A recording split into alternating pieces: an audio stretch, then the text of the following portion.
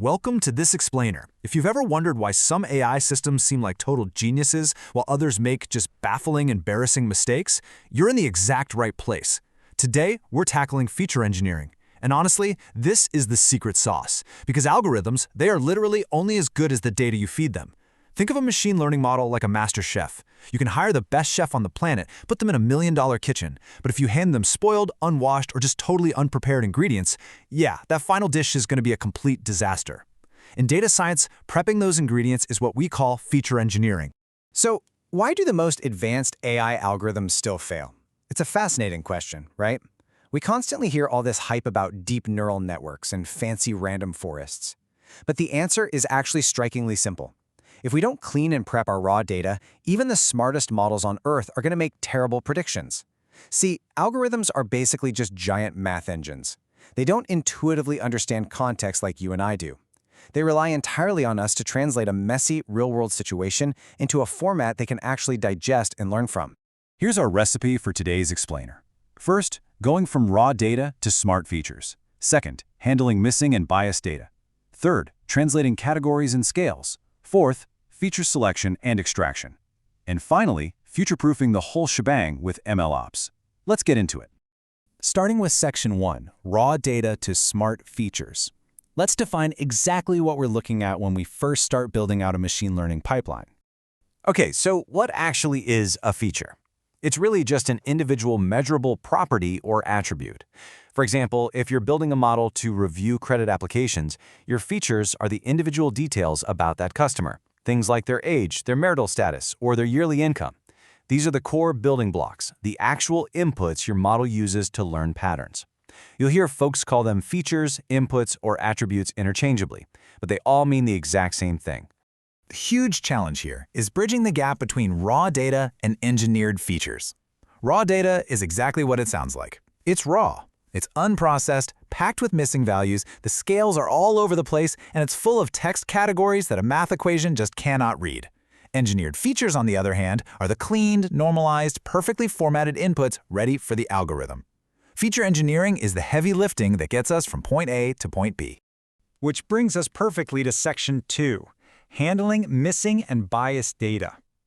Let's talk about what happens when our ingredients are flawed, biased, or just missing entirely. Take a look at this pipeline. It brilliantly illustrates the whole machine learning life cycle. Notice where feature engineering sits. Right there, between data collection and model evaluation. It's basically our critical defense layer. Before we even dream of training a model, we have to step in and intercept the data to fix errors and mitigate bias. If we skip this step, every single flaw from the collection phase gets hardwired straight into our AI's brain. And we have to be incredibly careful here. Algorithms have a bad habit of replicating historical, societal inequalities that are just baked into the raw training data. You've probably seen empirical studies showing how some facial recognition systems have misclassified women and people of color at much higher rates than white men. This happens because of data bias, representational gaps in the dataset. If we don't actively engineer our features to account for those gaps, we end up creating algorithmic bias, which leads to completely unfair, discriminatory outcomes in the real world. Then there's the problem of missing data. We can't just delete incomplete records. Most of the time, our sample sizes are too small to afford that. Instead, we use imputation. Basically, it's how we scientifically guess and fill in the blanks. For numbers, we might just use mean imputation, slapping the average in there. For categories, we can use mode imputation, which is just plugging in the most frequent value. Or we can get fancy with imputation by regression, where we actually predict what the missing value should be based on the variables we do know. Moving right along to Section 3, Translating Categories and Scales. Like we said earlier, algorithms are calculators. They speak math, not English. So we need a way to translate everything into a universal mathematical language. Let's say one of your data points is a color. Your algorithm has absolutely no idea what blue means. So we transform it using what are called dummy variables. If the color is blue, we make a brand new column just for blue and assign it a 1, which basically means true. The columns for red and green get a 0. Boom! We just turned a text word into binary zeros and ones that any machine learning model can easily process. We also have to fix our scales. Picture a dataset containing a person's age, say 30, and their income, let's say 60,000. To an algorithm, 60,000 is massive compared to 30. It might just blindly assume income is way more important simply because the number is bigger. To fix that, we use z-normalization. This standardizes the numbers, centering them around a zero average, so that completely different metrics are put on an equal playing field and one doesn't mathematically crush the other. All right, Section 4, Feature Selection and Extraction. We've got all our ingredients prepped, but we don't want to just dump everything into the pot at once. We need to figure out which features actually give us the best predictive power. It's absolutely crucial to understand the difference between feature selection and feature extraction. If you have 100 features, using all of them might make your model insanely slow and prone to memorizing random noise, a nasty problem we call the curse of dimensionality. Feature selection is simply picking the best existing features and tossing the rest. Feature extraction is a bit different. It's mathematically blending the original features to create an entirely new, smaller set of dimensions. For feature selection, a really common approach is sequential forward selection. It's wonderfully logical. You start with a totally blank slate, no features. You test every single feature on its own to see which one works best, and you keep the winner. Then you test all the leftovers to see which one combines best with your first winner. You just repeat that, building the model piece by piece, until adding more features stops helping.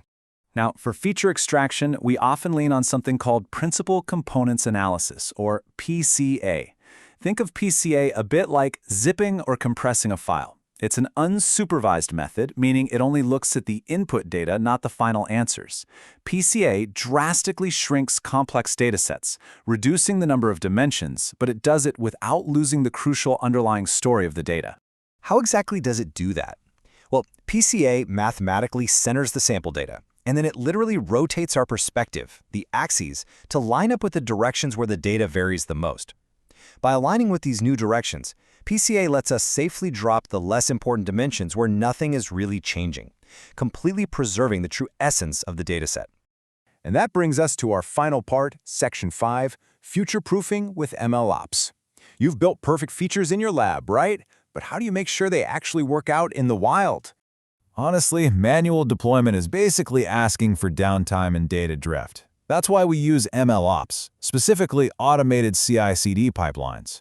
When your model is live in production, new data is constantly hitting it. A CI/CD pipeline automates the ingestion of that data and automatically applies the exact same z-normalizations and dummy variables we built earlier. It validates the code, checks the data quality, and keeps the whole system robust without us having to manually step in.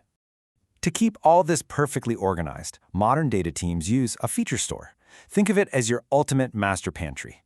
It's a centralized system that guarantees the exact recipe of features you use during training is perfectly replicated when the model goes live for inference. It totally prevents the nightmare scenario where your training team defines age one way, but the live system defines it slightly differently, which would instantly break your predictions. Ultimately, feature engineering really is the unsung hero of AI. It's the art of taking the messy reality of our world and structuring it so algorithms can actually learn from it. So as we wrap up this explainer today, I want you to look at the datasets you encounter daily, whether it's at work, in school, or in the news, and ask yourself, is this data actually ready to be served, or is it still dangerously raw?